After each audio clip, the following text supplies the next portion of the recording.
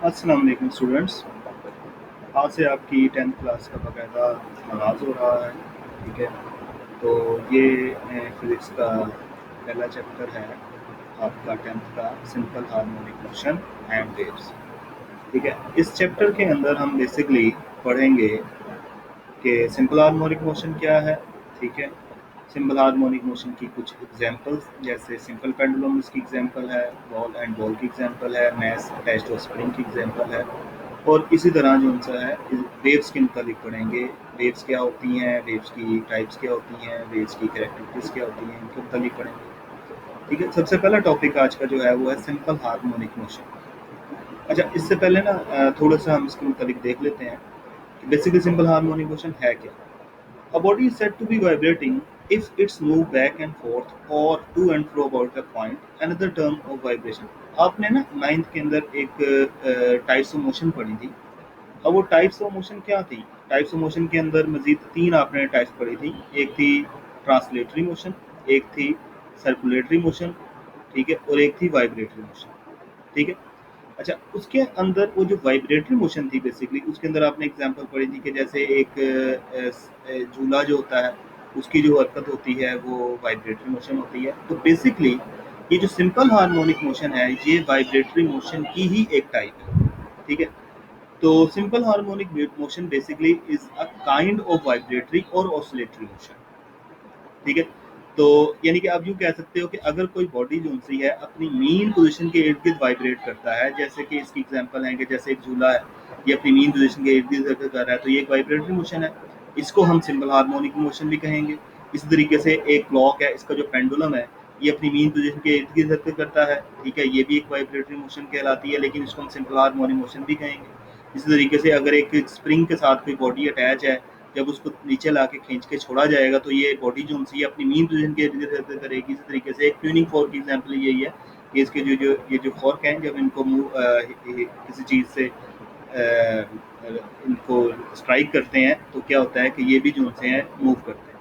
ठीक है, तो बेसिकली इसका जो मेन जो टॉपिक है आज का वो ये है कि सिंपल हार्मोनिक मोशन क्या है, और एक बॉडी को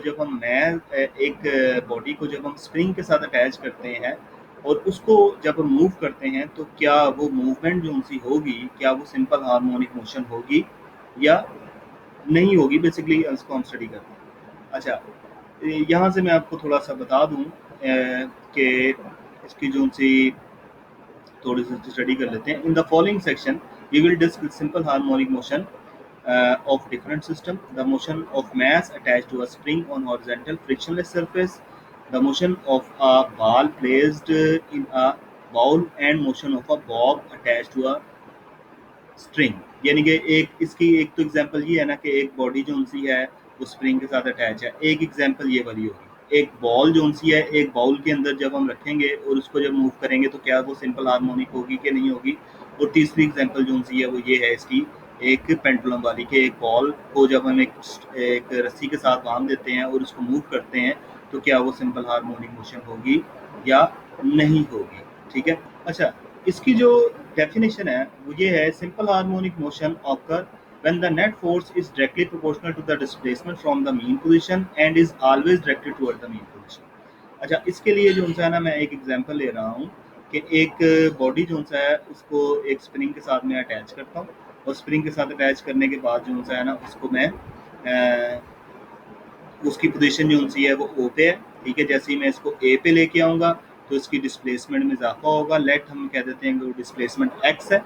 जैसे ही हम इसको छोड़ेंगे तो इस स्प्रिंग के अंदर एक फोर्स जो कि रिस्टोरिंग फोर्स होगी वो स्टोर हो जाएगी। तो जैसे ही हम इसको छोड़ेंगे तो ये जो मैस है एम वो बैक वापस ओ की तरफ आएगा, और ये ओ की तरफ आने के बाद ये ओ पर नहीं रुकेगा।